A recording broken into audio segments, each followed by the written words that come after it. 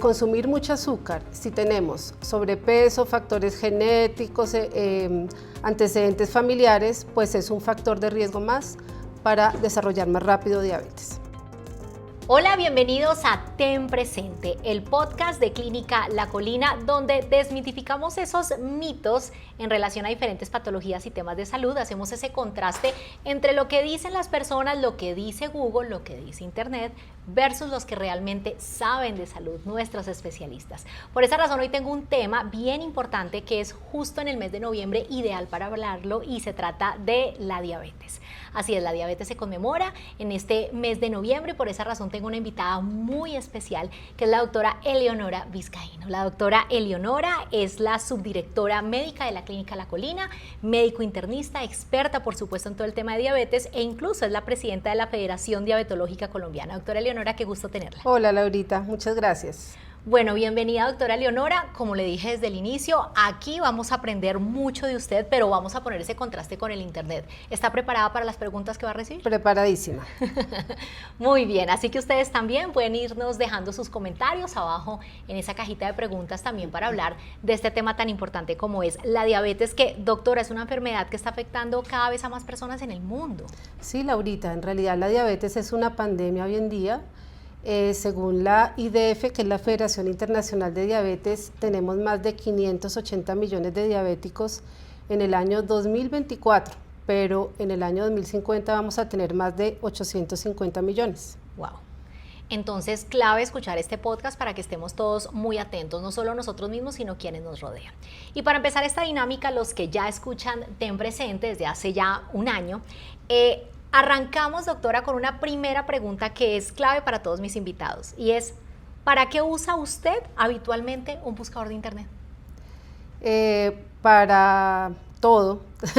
Uno busca cosas médicas, podemos buscar recetas, podemos buscar dónde queda algo, pero en realidad el Internet hoy se ha convertido en toda la vida, ¿no? O sea, todos los días utilizamos Internet. Pero siendo usted especialista en salud, ¿cree en todo lo que le dice Internet? No, pues claro que no. O sea, en salud, en los buscadores sí encuentra uno de todo, puede encontrar verdades, puede encontrar mentiras, puede encontrar cosas que no son ciertas, entonces uno tiene que clasificar muy bien de dónde viene la información para saber si le cree o no le cree. Y cuénteme una anécdota, esa que de pronto usted ahorita recuerde de algún paciente que le refirió que encontró algo en Internet o que le contó el abuelo, el tío y el vecino relacionado con tratar su diabetes. ¿Recuerda alguna anécdota? Sí, pues todos los días los pacientes hoy están informados por Internet y pues los pacientes llegan con creencias, ¿no? Entonces llegan con creencias de que ellos de pronto pueden consumir todos los alimentos, llegan con muchas creencias sobre la insulina, llegan con creencias de que de pronto la insulina les va a producir ceguera si la utilizan. Entonces hay muchas creencias relacionadas con Internet que no son ciertas y que a uno le toca como médico en muchas consultas tratar de convencer a los pacientes que eso no es así. Orientarlos claramente. Sí, señora. Bueno, doctora, usted tiene una analogía muy interesante sobre lo que es la diabetes con lo que es una ciudad. Usted hace una comparación que además me encantó y que en este podcast sería ideal que usted nos contara cómo es esta relación entre una ciudad y la diabetes. Sí, y no solamente la diabetes, es el metabolismo. O sea, sabemos que la diabetes es una enfermedad crónica metabólica, pero ¿qué es el metabolismo y qué es la diabetes? El cuerpo es como una ciudad y cada célula nuestra es una casa. Y las casas hacen barrios. Entonces, por ejemplo, los barrios pueden ser los órganos, el cerebro, el intestino, el hígado. Y hay algo muy importante, es que cuando nosotros consumimos alimentos, los alimentos llegan al intestino, hay unos capilares, pasa la glucosa a la sangre, que es lo que nos da la energía, o sea, la glucosa es la energía, y luego la energía, o sea, la glucosa, debe entrar a las casas para que nosotros vivamos. Eso quiere decir que el metabolismo es cómo el cuerpo asimila los nutrientes y da energía a nuestro cuerpo. O sea, por el metabolismo nosotros respiramos, nuestro corazón late, nosotros caminamos y entonces para que esa energía o la glucosa entre a las casas están cerradas y necesitamos algo muy importante que es una llave. La llave. ¿Sí? y la llave es nada más ni nada menos que la insulina. Entonces el páncreas produce esa llave mágica que abre la puerta de las casas, entra la glucosa y esas casas se iluminan, tienen energía, tienen internet y la glucosa no se acumula en la sangre, que son las calles, porque ya al haber mucha glucosa, esa glucosa puede contaminar y puede dañar los vasos. Es más o menos. Bueno, en la diabetes, por ejemplo, en la diabetes tipo 1, que es la diabetes que se diagnostica en los niños adolescentes, no hay llaves, porque se cierra la fábrica de las llaves, que es el páncreas, y no hay. Entonces, ¿qué toca hacer? El paciente con diabetes tipo 1 necesita de esa insulina para abrir las casas. En cambio, en la diabetes tipo 2 hay muchas llaves, pero las llaves no sirven en las cerraduras. El páncreas secreta muchas llaves, la glucosa se acumula en la sangre y hay muchos mecanismos en el metabolismo, muchos procesos químicos que hacen que las llaves no sirvan y es lo que se llama la resistencia a la insulina.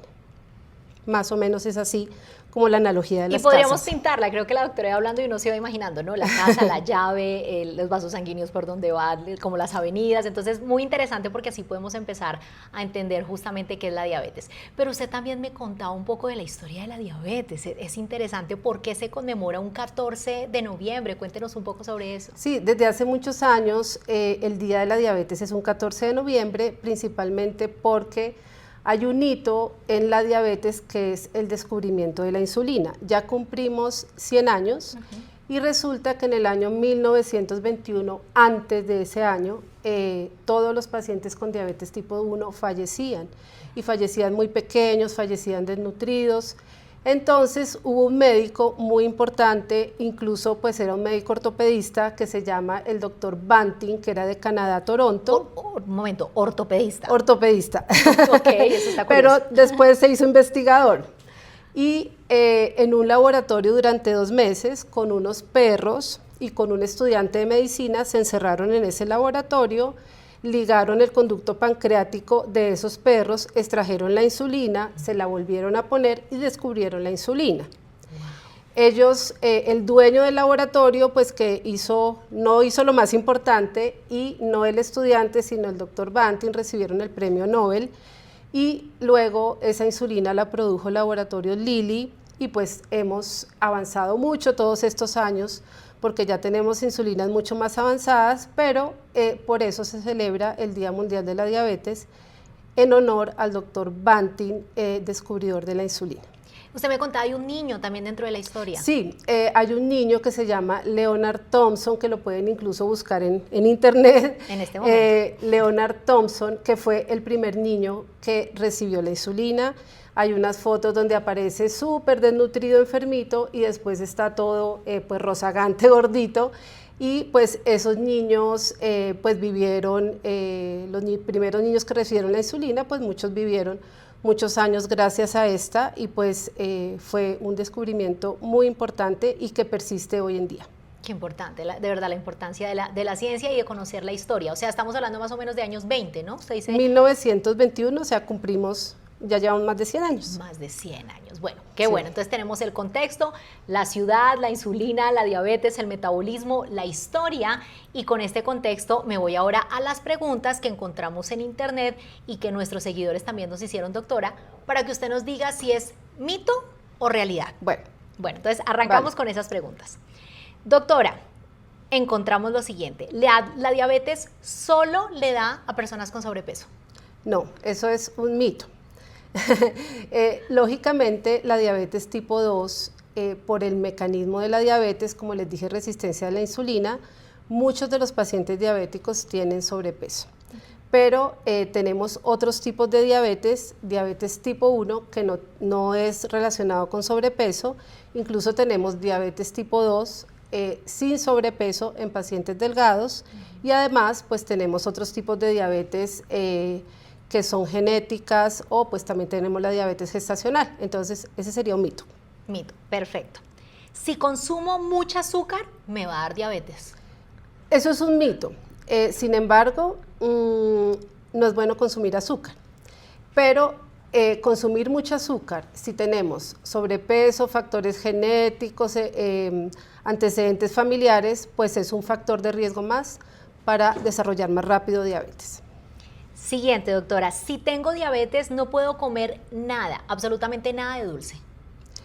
Eso es un mito, es bueno no consumir dulce, pero si tienes diabetes puedes consumir dulce o carbohidratos en pequeñas cantidades, moderadamente y pues ojalá de acuerdo a sus propios exámenes, de acuerdo a lo que el médico le autorice. Muy bien. Si no tengo síntomas, no tengo diabetes.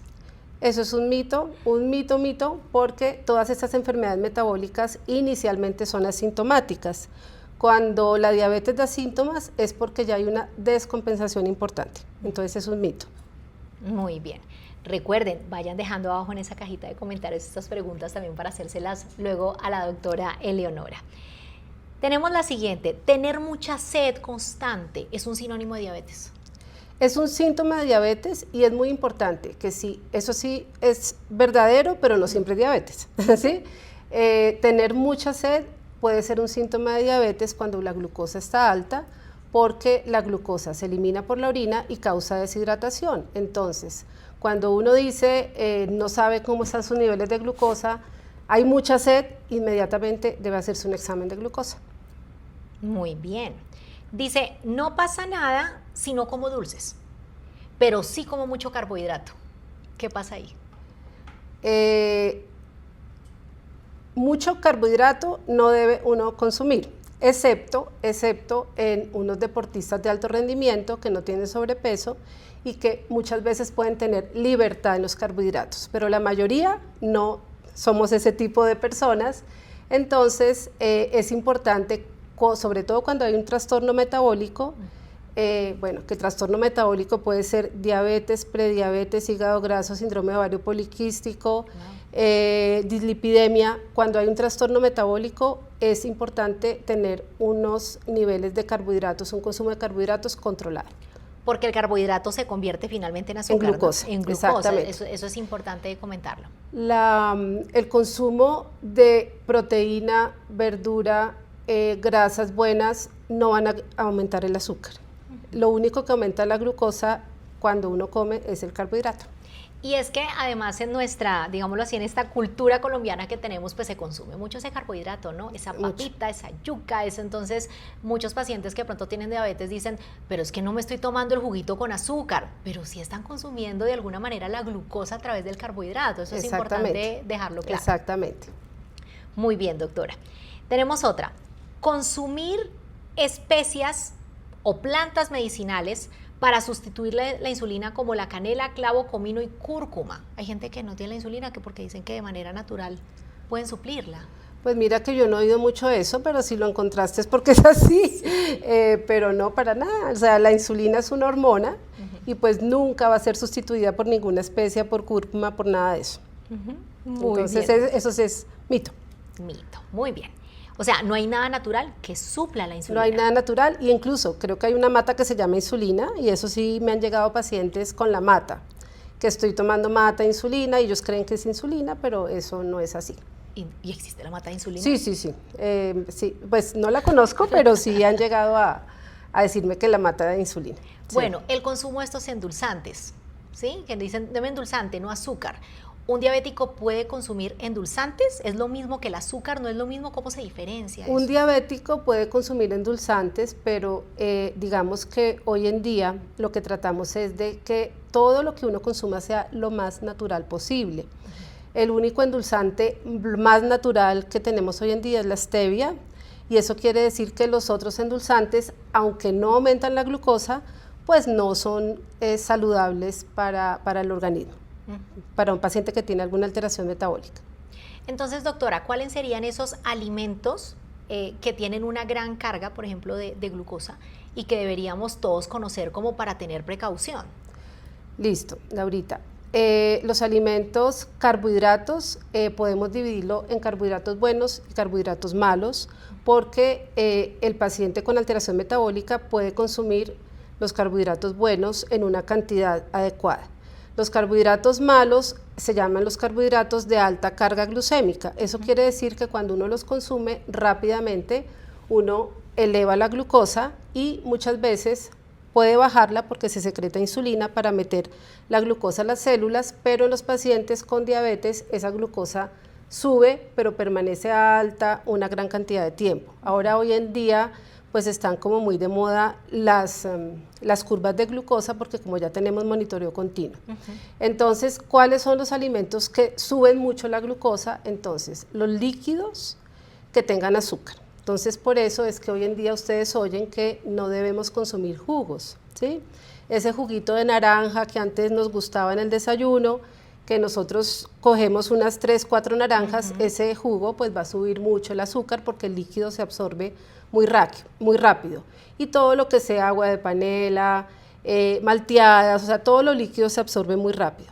Y lo otro, son los alimentos ultraprocesados, que todo el mundo también ha oído que hoy en día están, que no consuma, que son alimentos que no son naturales, que cuando uno mira unas etiquetas tienen muchos componentes que uno no tiene en su casa. Entonces, estos alimentos aumentan mucho la glucosa. ¿Cuál es el carbohidrato bueno? El carbohidrato bueno son alimentos como la fruta, porque ese es un carbohidrato, pero no ensalada de frutas, sino una fruta, porque la carga de muchas frutas es una carga muy alta de glucosa. Otro carbohidrato bueno son los carbohidratos altos en fibras que se van a absorber un poco más lento, como puede ser el frijol, la lenteja, incluso el arroz, ojalá integral, los garbanzos, etcétera. Bueno, entonces incluso la papa, la yuca puede consumirse, pero pues en unas cantidades moderadas y esos pues son carbohidratos. Lo más natural posible, es decir, si uno puede ir a hacer mercado a la plaza y no al supermercado, algo así. Perfecto. ¿Sí? O sea que el carbohidrato malo es el que está más asociado a esos productos de consumo del supermercado, más no el de la plaza. Exactamente. Y pues hoy también sabemos que todo lo que sea refinado o productos de panadería como el pan blanco, pues tienen una alta carga de glucosa y pues lo hemos comprobado todos los que nos hemos realizado un monitoreo continuo de glucosa, que esos alimentos disparan la glucosa muy rápido y la mantienen arriba. ¿Qué pasa en el organismo cuando hay diabetes? ¿Qué sucede dentro del organismo? Como para tratar de entender cuando le hablan y le dicen a uno un coma diabético, un shock diabético, entendamos qué sucede en el organismo. Bueno, Laurita, entonces, si seguimos, por ejemplo, con la analogía de la casa, en nuestra sangre hay mucha glucosa y como no puede entrar a las casas, no hay energía, pero esa glucosa se va para todos los órganos y esa glucosa daña órganos como primero los ojos. Entonces cuando hay mucha glucosa por muchos años en los capilares de los ojos, pues tenemos por ejemplo la retinopatía diabética. Y la diabetes es la primera causa de ceguera prevenible en los pacientes que hacen ceguera. Entonces eso es algo muy importante. Segundo, complicaciones crónicas como complicaciones renales.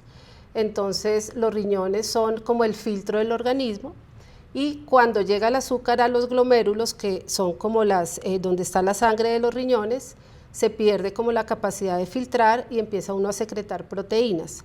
Al final son los pacientes que terminan, por ejemplo, en diálisis porque sus riñones se dañaron.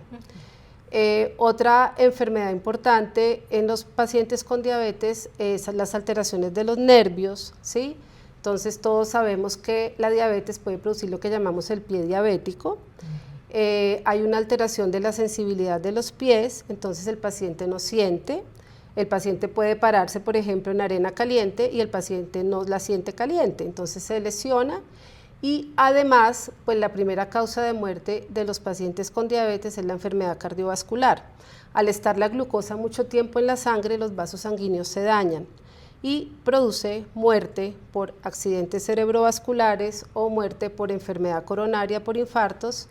Y otra causa que está ahora viéndose mucho es la demencia, porque la diabetes cada día más está causando demencia como enfermedad de Alzheimer, y pues esas son las complicaciones crónicas. Las complicaciones agudas es cuando la glucosa o se baja mucho, o se sube mucho, o se baja mucho, que es lo que tú llamas, antes se llamaba coma diabético, ahora se llama cetoacidosis diabética o un estado hiperglucémico hiperosmolar, que es cuando el paciente se le sube su glucosa mucho y termina hospitalizado porque toca bajarla con insulina.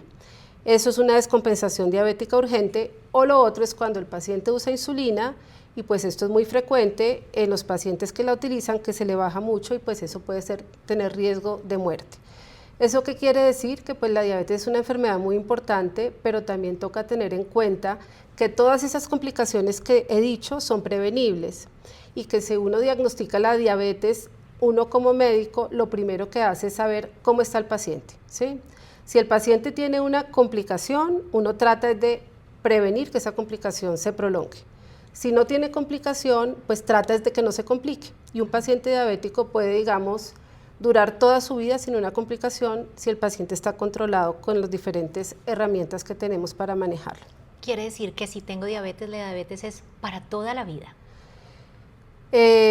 Sí, o sea, en la mayoría de los casos, antes, hace unos años, uno no hablaba de curación, pues todavía yo creo que estamos un poco cerca. En este momento lo que se está hablando ahora es de remisión. Entonces, hay ahora medicamentos, cirugías, unas herramientas que tenemos más allá de las que teníamos antes, en donde hemos logrado de pronto que el paciente con diabetes tipo 2 baje mucho de peso y ese paciente pueda tener una remisión. Se dice que uno tiene remisión de la diabetes cuando no utiliza medicamentos, o sea, ya los ha quitado, y dura 3 meses con unos controles metabólicos adecuados, y hay pacientes que incluso han durado más de un año, y ahí hablamos de una cierta curación. Sin embargo, pues ese paciente tiene una alteración metabólica y tiene que tener, digamos, un cuidado toda la vida y un seguimiento toda la vida. Pero sí, Laurita, uno lo está viendo y mucho con algunos medicamentos y sobre todo, por ejemplo, con cirugías bariátricas, que uno a veces le quita a los pacientes los medicamentos y pues a veces el paciente dice, pues me curé, ¿sí? Sin embargo, uno siempre les pide como prudencia a los pacientes y seguirse cuidando y seguir haciendo exámenes. ¿Cómo sé yo que pueda ser una paciente con diabetes o una persona con diabetes? De pronto, ¿por qué? ¿Porque solo genético? O sea, ¿qué debería invitarme a mí a realizarme algún tipo de examen o chequeo para saber si soy diabética? Bueno, entonces... O que voy a ser diabética. Claro, Laurita. O sea, primero, ¿quién debe tomarse un examen para saber si es diabético?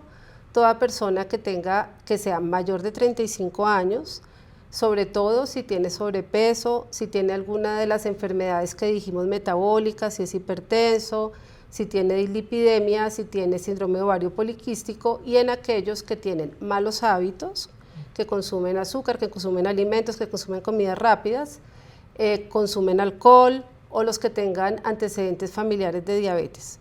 En términos generales, nosotros cuando nos llega un paciente a la consulta, así tenga o no tenga esto, dice me quiero hacer un chequeo, como médico uno siempre debe solicitar una glucosa, por lo menos.